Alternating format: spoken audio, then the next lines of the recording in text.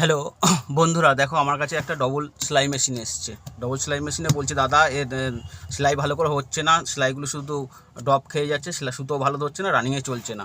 তাহলে এই মেশিনে অনেক রকমের প্রবলেম আছে, তোমাদের সমস্ত কিছু দেখাচ্ছি। যেটা প্রথমে এইটাকে খুলে নেবে, সুতোটাকেও ঝপাঝপ খুলে নিয়ে এর ববিন কেসটা আছে এরকম ধরে, ববিন কেসটা মাস্ট খোলা দরকার, নাহলে কিন্তু সমস্ত সুতো একবার এ হয়ে গেলে সুতো জড়িয়ে যাবে।